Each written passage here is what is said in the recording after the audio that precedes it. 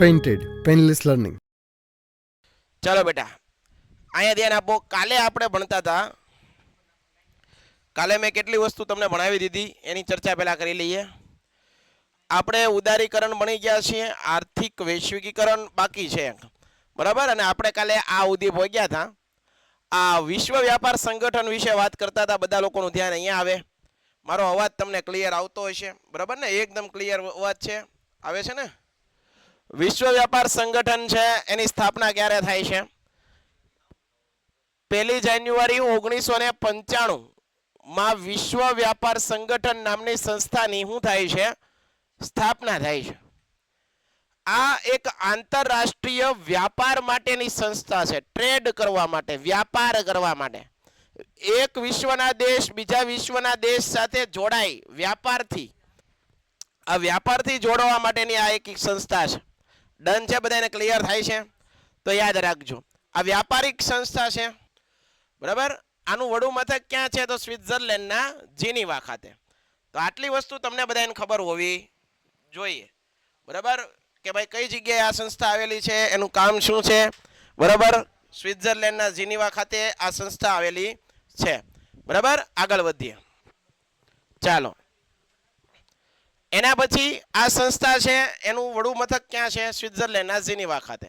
વિશ્વના દેશો વચ્ચે વ્યાપારના અવરોધોને દૂર કરવા માટે, બે દેશો હોય એના વચ્ચે વ્યાપારની બાબતે કોઈ કઈ ચર્ચા થતી હોય તો એના અવરોધોને દૂર કરવા માટે આ સંસ્થા કામ લાગે.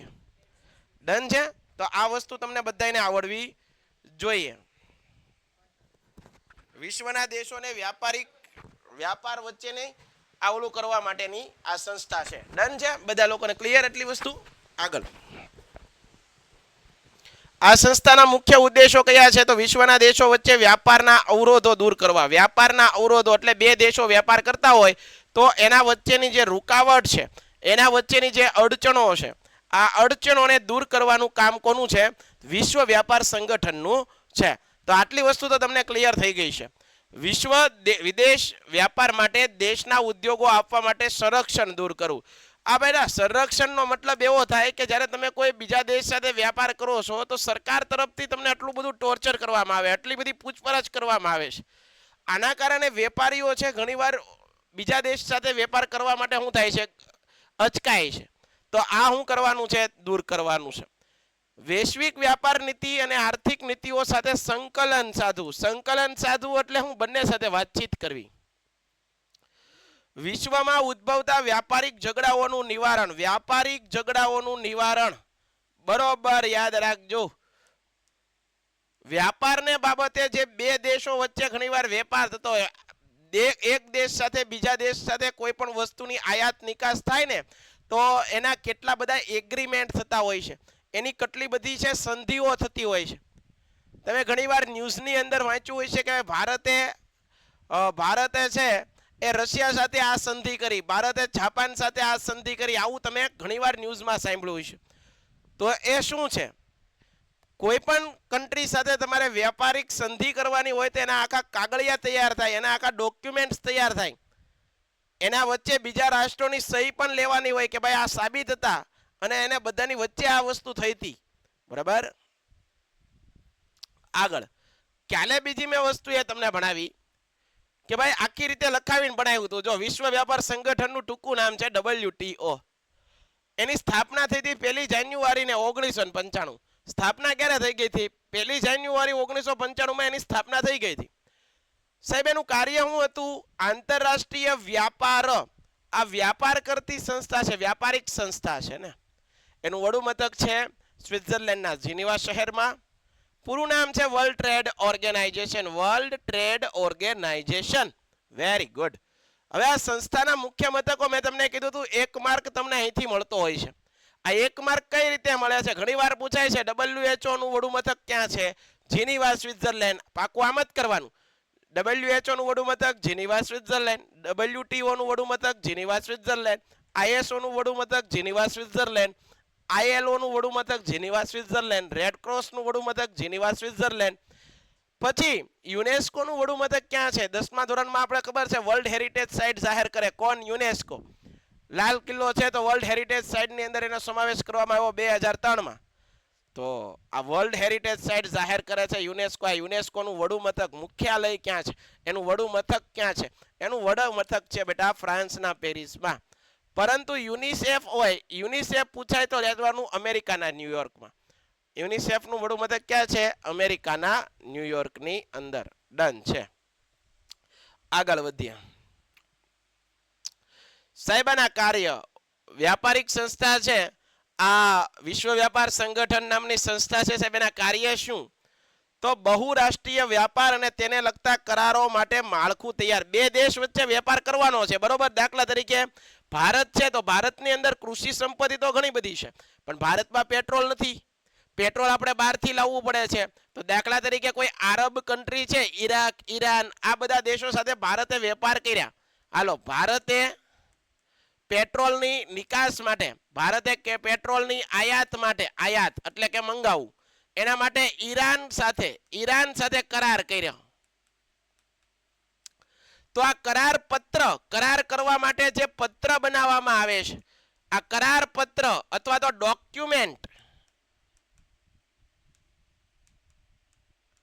ડોક્યુમેન્ટનું માળખું બેટા, ડોક્યુમેન્ટનું માળખું કઈ સંસ્થા બનાવશે? વિશ્વ વ્યાપાર સંગઠન. કોણ બનાવશે? વિશ્વ વ્યાપાર સંગઠન એનું માળખું બનાવશે. હાલો સાહેબ, તમને હવે કીધું, હવે અમને સમજાઈ ગયું. ટૂંકમાં વાત એવી છે, આપણે કેમ કોઈ દસ્તાવેજ કરવાનો હોય તો આપણે વકીલ થ્રુ ડોક્યુમેન્ટ બનાવડાવીએ અને પછી સામેવાળી પાર્ટી હારે એને શું કરીએ? સહી કરાવીએ, જેથી કરીને પાકા પાયે થાય. હે ને? આ એ રીતના ડોક્યુમેન્ટ છે. બે દેશ વચ્ચેના કોઈ વેપાર હોય તો એ તો બહુ મોટી જવાબદારી વાળું કામ છે, નાની એવી જવાબદારી નથી, આખા દેશનો સવાલ છે. તો આ મોટી જવાબદારીઓ છે એને સંભાળવા માટે જે એગ્રીમેન્ટ કરવામાં આવે છે, જે ડોક્યુમેન્ટ સાઇન કરવામાં આવે છે, એનું આખું બ્લુપ્રિન્ટ કોણ તૈયાર કરે છે, એનું આખું માળખું કોણ તૈયાર કરે છે, એનું આખું સ્ટ્રક્ચર કોણ તૈયાર કરે છે, એનું આખું પ્રારૂપ કોણ તૈયાર કરે છે? તો વિશ્વ વ્યાપાર સંગઠન. વિશ્વ વ્યાપાર સંગઠન બહુરાષ્ટ્રીય વ્યાપાર માટે થયેલા ચર્ચા વિચારના વાટાઘાટો માટે ફોરમ એટલે ચર્ચા ભાઈ, ચર્ચા પણ કરશે. બે દેશો વચ્ચે કંઈક વાંધા પડે તો ચર્ચા કરવામાં પણ આ સંસ્થા ભાગ લેશે. વર્લ્ડ ટ્રેડ ઓર્ગેનાઇઝેશન ભેદભાવ વગર આંતરરાષ્ટ્રીય વ્યાપારને પ્રોત્સાહન આપે. કોઈ ભાઈ ભેદભાવ રાખશે નહીં એવું કહે છે, પણ વિશ્વની મહાસત્તા છે દાખલા તરીકે અમેરિકા, તો અમેરિકાનો પાવર થોડોક ન્યા પણ વધારે હોય ખરો. આ તો કહેવાય છે કે ભાઈ ભેદભાવ ન કરે, ભેદભાવ તો થતો જ હોય, કારણ કે જે પાવર, જેના આગળ સત્તા હોય, જેની આગળ આ મહાસત્તાનો દરજ્જો હોય, એનું થોડુંક હાલતું વધારે હોય. સમજાય છે ને? હા, જુદા જુદા દેશો પોતાની રાષ્ટ્રીય નીતિને અનુસરતા હોય તો અવલોકન કરે તો જરૂરી સુધારા વધારા પણ આ સંસ્થા સૂચવે છે. સુધારા વધારા કરવા પડે તો એ સુધારા વધારા કરવાનું પણ તમને ગાઈડન્સ આપે છે, તમને દોરવણી આપે છે. આગળ જોઈએ. ભારતીય અર્થકારણ પર અસર. આ સંસ્થાની સ્થાપના સમયથી જ ભારતમાં સંસ્થાનું સભ્ય હતું. જો ભાઈ, આપણા માટે એક બહુ સારી વાત છે કે જ્યારે વિશ્વ વ્યાપાર સંગઠનની સ્થાપના થઈ ને ત્યારથી જ ભારત એનું એક સભ્ય બની ગયેલું છે. ભારત એનું સભ્ય રાષ્ટ્ર છે. ઘણા દેશો એના સભ્ય નથી, ભારત છે. ભારત પર આ સંસ્થાનો કેવો પ્રભાવ પડશે અથવા ભારતને કેવા પ્રકારના લાભ મળશે તેની ચર્ચા મુખ્યત્વે નીચે મુજબ છે. બરાબર કહેજો. વિશ્વ વ્યાપારમાં ભારતનો હિસ્સો 0.5%. આપણે નાનો એવો ભાગીદાર દેશ છીએ. આપણો ભાગીદાર એટલો બધો ભાગ આપણો છે નહીં. 0.5% આપણો ભાગ છે. આંતરરાષ્ટ્રીય વ્યાપારમાં વધારો થવાથી આપણી નિકાસમાં, વિશ્વના દેશો સાથે વેપાર વધ્યો આપણો, તો આપણે આપણી વસ્તુઓ છે વિશ્વમાં મોકલતા થયા. નિકાસ વધી, અને નિકાસ વધીને એના કારણે શું થયું ભાઈ? નિકાસ વધી એના કારણે ભારતના વ્યાપારમાં ભારતનો હિસ્સો વધીને 1% થયો. 0 થી 1%. બરાબર, અડધો ટકો હતો, પૂરો ટકો થયો. સમજાય છે? બરાબર છે. વર્લ્ડ ટ્રેડ ઓર્ગેનાઇઝેશનના સભ્ય પદે હોવાથી આપણી તૈયાર વસ્ત્રોની નિકાસમાં વધારો. ભારત તો અમથું પણ ભાઈ કાપડ ઉદ્યોગનું તો હબ હતું. પ્રાચીન સમયથી ભારત કાપડ ઉદ્યોગ માટે તો વિશ્વમાં જાહેર હતું, જગ જાહેર હતું. આ અંગ્રેજો આવ્યા, પોર્ટુગીઝ લોકો આવ્યા, તો આપણા કાપડની પણ વિદેશમાં માંગ બહુ હતી. મરી મસાલાની તો હતી જ તે, પરંતુ કાપડની પણ માંગ બહુ હતી. તો ભારતનો કાપડ ઉદ્યોગમાં પણ શું થયો? વધારો થયો. વિશ્વમાં આપણે મોકલતા થયા. વર્લ્ડ ટ્રેડ ઓર્ગેનાઇઝેશનમાં સભ્ય થવાથી ભારત પોતાની ખેત પેદાશોની નિકાસમાં વૃદ્ધિ કરી શકશે. એટલે એવો કહેવામાં આવે છે કે ભાઈ ઔદ્યોગિક વિકાસ થાય તો ખેતી ઉત્પાદન પણ વધશે. નિકાસમાં વધારો થવાથી આયાત પરનું દબાણ હળવું થશે અને વિદેશી હુંડિયામણ. પહેલા શું થતું બેટા, આપણે બધા વસ્તુઓ આયાત કરતા, આયાતમાં વધારો હતો. પહેલા શું હતું, આ સંસ્થાની સ્થાપના નહોતી ત્યારે આયાત વધારે, જ્યારે નિકાસ આપણે મોકલવાની વસ્તુ આવતી એ મોકલતા ઓછી, બરાબર. પરંતુ આ સંસ્થાની સ્થાપના થઈ પછી આપણે બધી વસ્તુઓ મોકલતા થયા, બરાબર છે. એકવાર આપણે પૂછી લઈએ વિદ્યાર્થી મિત્રોને, પછી આપણે આગળ વધીએ.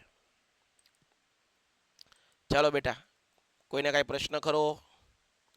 દીકરાઓ કોઈને કાંઈ પ્રશ્ન ખરો? ડન છે દીકરા? ડન છે. વેરી ગુડ, વેરી ગુડ, ખૂબ સરસ. હાલો ચાલો ચાલો, બધા લોકો ડન કે છે. ઓકે ઓકે સાહેબ, હાલો ચાલો બેટા. બધા ડાયા છોકરા છે, કોઈ જાતની ખોટી કોમેન્ટ વાળા નથી, એટલે સારું છે ભાઈ, બરાબર છે. હાલો આગળ વધીએ દીકરાઓ. આમ વિશ્વ વ્યાપાર સંગઠન સાથે જોડાવાથી, વિશ્વ વ્યાપાર સંગઠન સાથે આપણે જોડાણા ને પછી આપણા દેશને થોડાક લાભો થયા છે, થોડાક લાભ થયા છે. પરંતુ આ બધા લાભ આપણને વધારે નથી થતા. એનું કારણ શું છે? આપણા દેશની વસ્તી બહુ વધારે છે અને વસ્તીની સંખ્યાની અંદર આપણું ઉત્પાદન ઓછું છે. આના કારણે આપણો દેશ જે વિકાસ કરવો જોઈએ એટલો વિકાસ નથી કરી શકતો. એની પાછળનું કારણ આ વસ્તી વૃદ્ધિ બહુ નડે છે આપણને, બરાબર. તો કેટલીક શરતોનું પાલન ભારતે કરવું પડશે. ખાસ કરીને ભારત પોતાની આંતરમાળખાકીય સગવડો કેવી ઝડપથી અને વધારે છે, વિકસિત દેશો ભારત સાથે કેટલા અંશે સહકારથી વર્તે આ એના પર આધારિત છે. હવે પછીનો જે ત્રીજો પોઈન્ટ છે આ તમારા માટે બહુ જ અગત્યનો છે. મોસ્ટ એટલે મોસ્ટ આઈએમપી ટોપિકમાંનો આ એક ટોપિક. આ મુદ્દો તમે ભૂલ્યા એટલે ગયા. પરીક્ષામાં આ પ્રશ્ન પૂછાય છે.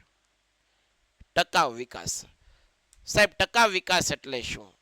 એની વ્યાખ્યા જોઈએ. ટકાઉ વિકાસની વ્યાખ્યા મુજબ ભાવિ પેઢીની જરૂરિયાતો પૂરી કરવાની ક્ષમતાને, સમજો, ભાવિ પેઢીની જરૂરિયાતો પૂરી પાડવાની ક્ષમતાને નુકસાન પહોંચાડ્યા સિવાય, નુકસાન પહોંચાડ્યા વગર પોતાની જરૂરિયાતોને સંતોષ. પેન્ટેડ એપ્લિકેશન ધોરણ 6 થી 12 ના વિદ્યાર્થીઓ માટે અપડેટ થઈ ચૂકી છે. આ એપ્લિકેશનમાં શું છે? બધા જ વિષયના વિડીયોઝ છે. ગુજરાતની બેસ્ટ ફેકલ્ટી દ્વારા લાઈવ લેક્ચર્સ છે. આઈએમપી પ્રશ્ન છે, ટેસ્ટ સિરીઝ છે અને ગુજરાતના તમામ વિદ્યાર્થીઓ સાથે તમે તમારી કમ્પેરિઝન કરી શકો છો. ગેમિફિકેશન છે અને બીજું ઘણું બધું. તો તમે એપ્લિકેશન ડાઉનલોડ ન કરી હોય તો ડિસ્ક્રિપ્શનમાં લિંક આપી છે. હમણાં જ પ્લે સ્ટોર ઉપર જાઓ અને એપ્લિકેશન ડાઉનલોડ કરો. ઘરે બેઠીને સરસ મજાનું ગુજરાતની જોરદાર ફેકલ્ટી સાથે ભણો, સારા માર્ક્સે પાસ થાઓ. પોતાની જરૂરિયાતોને સંતોષવી એને ટકાઉ વિકાસ કહેવાય. સીધી ને સાદી વાત સમજાવું, સીધી ને સાદી વાત હું તમને સમજાવું. આપણે આપણી જરૂરિયાતો એવી રીતે સંતોષવાની છે. સમજો, મારી રીતે તમને વ્યાખ્યા બનાવીને દઈ દઉં. આપણે આપણી જરૂરિયાતો એવી રીતે સંતોષવાની છે જેથી કરીને આવનારી પેઢીને એનું નુકસાન ન ભોગવવું પડે. આવનારી પેઢી માટે રહે અને આપણે આપણી જરૂરિયાતો સંતોષી શકે એવી જરૂરિયાતો સંતોષવાની છે. હવે આ પેટ્રોલ છે, આ પેટ્રોલને આપણે બેફામ ઉપયોગ કરી રહ્યા છીએ. હવે માની લો કે આ પેટ્રોલ ખાલી થઈ જાય આપણી પેઢીમાં, તો આવનારી પેઢી છે એના માટે આપણે આ ટકાઉ વિકાસ કર્યો ન કહેવાય. એની માટે આપણે કઈ રાખીને ગયા કહેવાય નહીં. સમજાય છે? મારી વાત તમને સમજાય છે?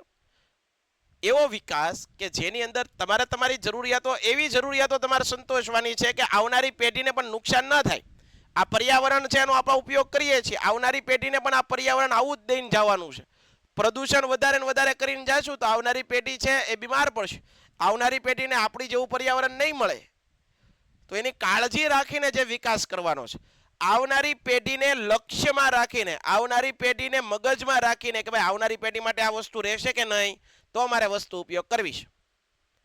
આવી ભાવના સાથે, આવા ઉદ્દેશ્ય સાથે જે વિકાસ કરવામાં આવે છે, આવી ભાવના સાથે, આવા એક એઇમ સાથે જે વિકાસ કરવામાં આવે છે, એ વિકાસને ટકાઉ વિકાસ કહેવામાં આવે છે. સમજાઈ ગયું દીકરાઓ? સમજાય છે મારા દીકરાઓ તમને? આ હું સમજાવું છું, સરળ રીતે કહું છું બેટા. આપણે એવી જરૂરિયાતોને સંતોષવાની છે, આપણે એવી પોતાની જે છે સગવડોને આપણે ભોગવવાની છે, જેથી આવનારી પેઢીને નુકસાન ન ભોગવવું પડે. આવનારી પેઢીને પણ આ બધી જરૂરિયાતો મળી રહેવી જોઈએ. જાય છે આવો વિકાસ આવનારી પેઢીને લક્ષ્યમાં રાખીને કરવામાં આવેલો વિકાસ, એ વિકાસને ટકાઉ વિકાસ કહેવાય. પાકું છે? ડન છે. આગળ. માનવ સૃષ્ટિની આસપાસ કુદરત માનવ સર્જિત આવરણ એટલે પર્યાવરણ. આ પર્યાવરણ પર પડેલી ગંભીર અસરો, આજે પર્યાવરણ દૂષિત થયું છે ને કારણે ટકાઉ વિકાસનો ખ્યાલ વિચારો. આના કારણે પર્યાવરણને આજે બગાડી રહ્યા છીએ આપણે, એના કારણે ટકાઉ વિકાસ આવ્યો છે કે આ સંકલ્પના આવી છે કે ભાઈ આપણે પર્યાવરણ આટલું બધું બગાડીએ છીએ તો આવનારી પેઢીને આ બધી હરખી જરૂરિયાતો મળશે? ન મળે ને. વિકાસ સાધ્યો છે જે ઝડપથી વિકાસ સાધી રહી છે તેને ભવિષ્યમાં ટકાવી શકાય તેમ નથી. વર્તમાન પેઢી જે સગવડ ભોગવી રહી છે, જે સગવડો કદાચ ભાવિ પેઢીને પ્રાપ્ત થાય તેમ નથી, તેવો ભય સેવાઈ રહ્યો છે. આર્થિક વિકાસના કારણે કુદરતી સંસાધનોનું પ્રમાણ ઘટે છે. તમને બધાને ખબર છે બેટા કે દેશની અંદર જે બધા નવા નવા ડેવલપમેન્ટ થાય છે, નવા નવા ઉદ્યોગો સ્થપાય છે, એના કારણે જે સંસાધનો છે, આ સંસાધનોનું પ્રમાણ બેટા ઘટી રહ્યું છે. સંસાધનોનું પ્રમાણ શું થયું? ઘટી રહ્યું છે.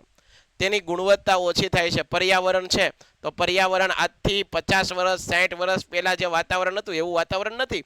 અત્યારે દૂષિત થયું, પ્રદૂષિત થયું, અને હજી આનાથી 50 વર્ષ પછી વધારે પ્રદૂષિત થશે. વિકાસના ખ્યાલોમાં પરિવર્તન જરૂરી છે. આજનો વિકાસ, તેના કારણે પર્યાવરણ પર થતી અસરો, અભ્યાસ ટકાઉ વિકાસના ખ્યાલ હેઠળ કરવામાં આવે છે. આગળ. પ્રાકૃતિક સંસાધનોના સંરક્ષણ સંવર્ધન માટેની વ્યૂહરચના અપનાવવી જોઈએ. આપણે શું કરવું જોઈએ? આપણા સંસાધનોને બચાવવા માટે આપણે કરવું શું જોઈએ? પેલું તો પુનઃ ઉપયોગમાં લઈ શકાય. પુનઃ ઉપયોગ એટલે શું? પુનઃ પ્રાપ્ય. કોને કોને ફરીવાર મેળવી શકાય? તો નદી છે, પર્વતો છે, જંગલ છે, આ બધા પુનઃ પ્રાપ્ય છે. બરાબર, ફરીવાર મળી રહે. પ્રાકૃતિક સાધનો, ખેતીલાયક જમીન, જંગલ, જળ સંપત્તિ વગેરેને ઉપયોગમાં લઈ અને તેની ગુણવત્તા જળવાઈ રહે તે રીતે કરવો જોઈએ. પ્રાકૃતિક સાધનો એક જ વખત ઉપયોગમાં લઈ શકાય તેવા છે, જેવા કે કોલસો, પેટ્રોલિયમ, ખનિજો વગેરેનો કાળજીપૂર્વક ઉપયોગ કરો. એનો મતલબ એમ કહેવામાં આવે છે એવા સંસાધનો કે જેનો એકવાર ઉપયોગ કર્યા બાદ ફરીવાર પાછા વર્ષો સુધી રાહ જોવી પડે, ક્યારે મળશે એની કોઈને ખબર નથી. દાખલા તરીકે પેટ્રોલ, ડીઝલ, આ બધી વસ્તુ, આ બધા કેવા છે? ખૂટી જાય એવા સંસાધનો. આ બધા સંસાધનો કેવા છે? પુનઃ અપ્રાપ્ય, ફરીવાર મળે એવા સંસાધન નથી. તો એનો આપણે બને ત્યાં સુધી ઓછો ઉપયોગ કરશું, એનો આપણે બને ત્યાં સુધી કાળજીપૂર્વક ઉપયોગ કરવાનો છે. પાકું? આગળ. વાહન વ્યવહાર ખર્ચ ઓછું થાય તે રીતે ઉદ્યોગોનું સ્થાન નક્કી કરવું. વાહનોમાં અને ઉદ્યોગોમાં પર્યાવરણ મિત્ર ટેકનોલોજીનો ઉપયોગ કરવો. અહીંયા ધ્યાન આપજો, દરેક વિદ્યાર્થીને એક પ્રશ્ન થશે, પર્યાવરણ મિત્ર ટેકનોલોજી એટલે શું? તમને કહું, તમે કોઈ હાઈવે ઉપર ક્યારેક મુસાફરી કરતા હો અને તમે રોડની બંને સાઈડ મોટી મોટી ઇન્ડસ્ટ્રીઓ, મોટી મોટી ફેક્ટરીઓ જુઓ, તો એ ફેક્ટરીની ઉપર તમે જોયું હશે ચકડું ફરતું હોય આમ, અથવા તો ત્રિશૂળ જેવું, આવું ત્રિશૂળ જેવા ફિલ્ટર મૂકવામાં આવેલા હોય આવા. આ શું હોય છે ખબર બેટા? ફિલ્ટર હોય છે. શું હોય છે? ફિલ્ટર. સાહેબ ફિલ્ટર એટલે શું? અથવા ઓલું ગોળ ચકડા પડે છે શું ફરતા હોય?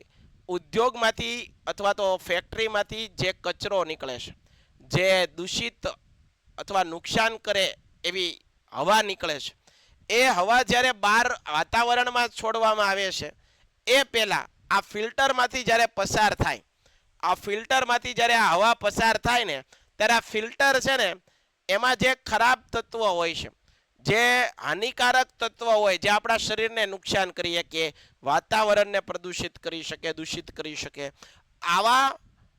આવા વસ્તુઓ છે એને આ ફિલ્ટરો શોષી લે છે અને પછી બાકીની હવા પર્યાવરણમાં છોડી દે છે. આનું કારણે શું થાય? પર્યાવરણમાં હવા દૂષિત થતી નથી. પર્યાવરણની અંદર હવા દૂષિત થતી નથી. ક્લિયર છે? ક્લિયર છે? ડન છે. આગળ.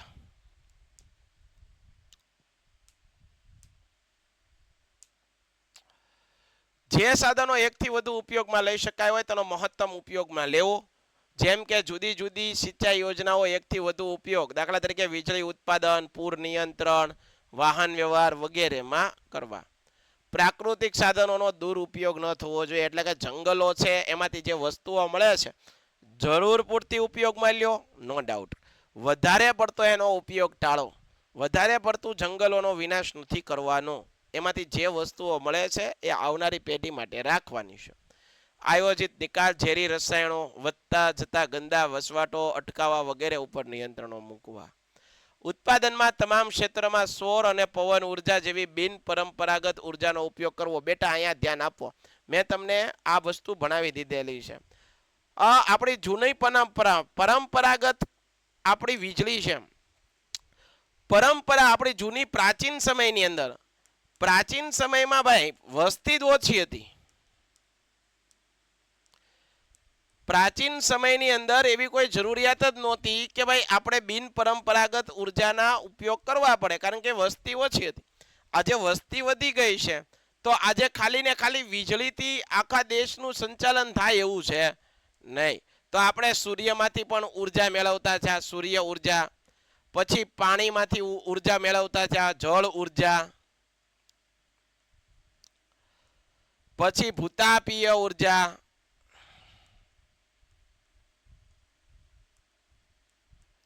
પવન ઉર્જા.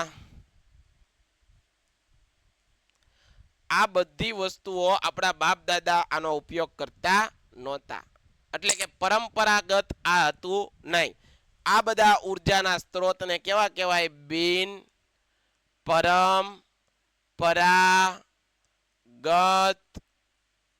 ઉર્જા સ્ત્રોત. બિન પરંપરાગત ઉર્જા સ્ત્રોત. ક્લિયર? ક્લિયર છે દીકરાઓ? ડન છે. આ આપણે નહોતા ઉપયોગ કરતા, આપણે હવે ઉપયોગ કરતા છે. આપણી આજથી 3-4 પેઢી પહેલાના લોકો આ બધા સંસાધનોનો ઉપયોગ કરતા નહોતા, પણ આજે આખા વિશ્વની જરૂરિયાત છે. આજે તમે જોજો બધી મોટાભાગની દરેકના ઘરની અગાસીઓ ઉપર છે આ સોલાર આવી ગયું, સોલાર પેનલ આવી ગયું, સોલાર સેલ આવી ગયા, ઇલેક્ટ્રિક બાઇક આવી ગઈ. બરાબર? પર્યાવરણને નુકસાન ન થાય અને પોતાની જરૂરિયાતો સંતોષાય. બરાબર? એટલા માટે પર્યાવરણની સુરક્ષા માટે પગલાં લેવા જોઈએ. પર્યાવરણની સુરક્ષા માટે સ્વીડનના સ્ટોકહોમ શહેરમાં તમારા માટે વેરી મોસ્ટ આઈએમપી 1 માર્કનો પ્રશ્ન આવી ગયો છે. આ પ્રશ્ન કેવો આવી ગયો છે? આવો આવી ગયો છે. સ્વીડનના સ્ટોકહોમ શહેરની અંદર પર્યાવરણની એક સુરક્ષા માટે એક પરિષદ ભરાય છે 1972માં, અને આનું નામ છે પૃથ્વી પરિષદ. શું નામ છે? પૃથ્વી પરિષદ. બધાએ યાદ રાખવાનું છે.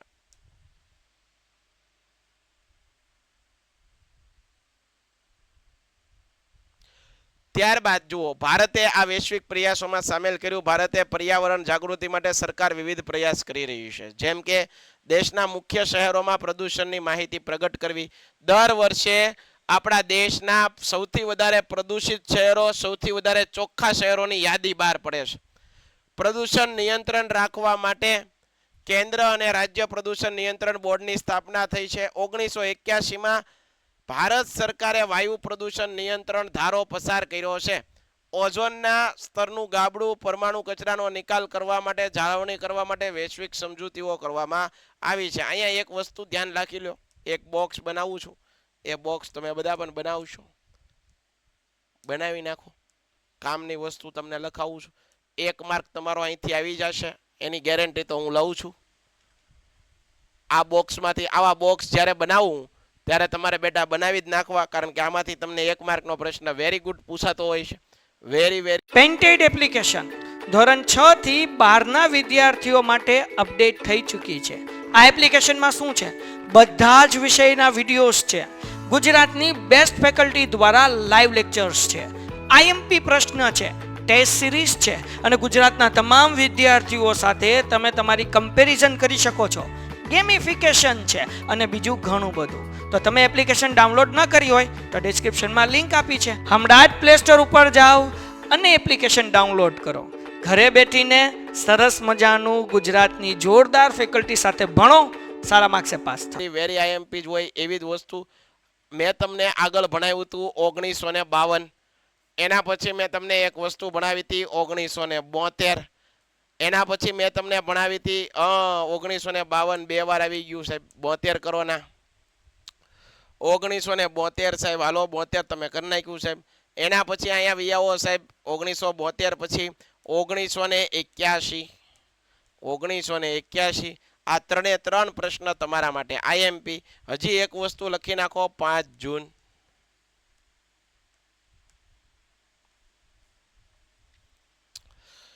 અહીંયા ધ્યાન આપજો બધા. 1952 વન્યજીવને લગતો કાયદો આવ્યો. વારે વારે પરીક્ષામાં પૂછાયો. વારે વારે વન્યજીવને લગતું બોર્ડ. આ બોર્ડની સ્થાપના ક્યારે થઈ? તો કે ભાઈ સાહેબ 1952. પણ એમ પૂછે વન્યજીવને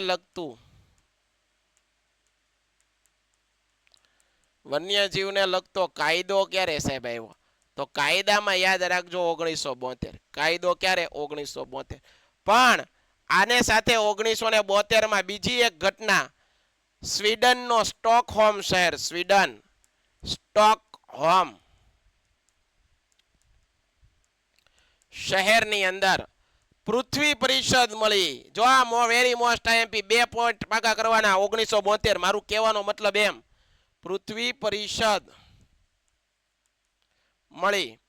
1981 જો કોઈ ઉદ્યોગપતિ છે પોતાના રિફાઇનરીમાંથી આમનામ ફિલ્ટર રાખ્યા વિના, પર્યાવરણ મિત્ર પદ્ધતિનો ઉપયોગ કર્યા વિના પોતે પોતાના ફેક્ટરીમાંથી ઝેરી વાયુ છે વાતાવરણમાં છોડશે તો એના હું વાયુ પ્રદૂષણ ધારો લાગુ પડશે અને એને જેલના હરિયો ગણતો કરી દે. વાયુ પ્રદૂષણ ધારો ક્યારે આવ્યો? 1981. 5 જૂન તો તમને બધાને ખબર છે વિશ્વ પર્યાવરણ દિવસ. આટલું પાકું કરો ભાઈ. આ 1 માર્ક પાકો. પછી કહેતા નહીં હો ભાઈ આઈએમપી નથી. આને કહેવાય આઈએમપી કહેવાય. બરાબર? આમાં કેટલા ટોપિક આવી ગયા તમારા? આ બધા પ્રશ્ન પૂછાઈશ પરીક્ષામાં. પાકું કેમ કરવું ને તમારે યાદ રાખવાનું છે. હું તમને કહી દઉં છું, બધું ભેગું કરીને લખી દઉં. જો 1972 આપણે ખાલી એક જ વસ્તુ યાદ રાખતા હતા. કઈ? તો વન્યજીવને લગતો કાયદો. ના 2 યાદ રાખો. આ પણ કામનું છે ધોરણ 10 ના વિદ્યાર્થીઓ માટે.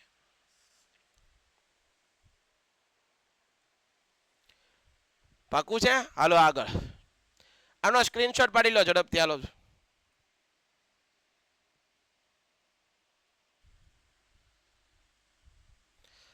આમ પર્યાવરણના રક્ષણની જવાબદારી આપણા સૌની છે. આપણે પ્રદૂષણ પર અંકુશ નહીં મૂકીએ તો એ દિવસ દૂર નથી કે પૃથ્વી પરનું સમગ્ર જીવન, યાદ રાખજો ભાઈ, આ દિવસ આવતા વાર નહીં લાગે. જીવન નષ્ટ થતા વાર લાગશે નહીં. જો આપણે આજે જેમ કરીએ છીએ એવું ને એવું શરૂ રહ્યું, સુધર્યા નહીં, આપણે ધ્યાન નહીં રાખીએ તો આવનારી પેઢી તો શું, આને આ પેઢીમાં બધું સમાપ્ત થઈ જાય. કારણ કે આજે તમને ખબર છે મોટી મોટી દુર્ઘટનાઓ થાય છે, કુદરતીઓ આપત્તિઓ આવે છે. ક્યાંક કેટલો બધો વરસાદ પડી જાય, ક્યાંક કેટલી બધી ગરમી પડી જાય, ક્યાંક કેટલી બધી ઠંડી પડી જાય છે, કાંઈક જંગલોમાં આગ લાગી જાય છે, ભૂકંપ આવે છે, સુનામી આવે છે, વાવાઝોડા આવે છે. આ બધું આપણે પ્રકૃતિ સાથે છેડછાડ કરી છે, પર્યાવરણને દૂષિત કર્યું છે. બરાબર છે? એના કારણે આ બધું થાય છે. તો પ્રકૃતિ પ્રેમી બનવું પડશે, નકર પ્રકૃતિ એક સમયે બધાને નષ્ટ કરીને રાખશે. બરાબર? તો આજ પૂરતું આટલું રાખીએ છીએ બેટા. બરાબર? અહીંયા તમારું ચેપ્ટર, હવે નવું ચેપ્ટર નવા કાલના લેક્ચરથી શરૂઆત કરશું. 10મું ચેપ્ટર. ડન છે? તો બધા લોકોને જય હિન્દ. આની પીડીએફ મોકલવાની જરૂર નથી દીકરા, કારણ કે આમાં કઈ મેં બીજું તમને કરાવ્યું નથી. આ ટેક્સ્ટ બુક જ હતી. બરાબર? આ ટેક્સ્ટ બુક હતી ખાલી. આમાં એવું બોર્ડ વર્ક છે નહીં એટલે આની જરૂર નથી. તમારી ટેક્સ્ટ બુકમાં છે એ જ છે બધું. ડન છે? તો ચાલો, જય હિન્દ, જય ભારત, ધન્યવાદ. Painted Painless Learning.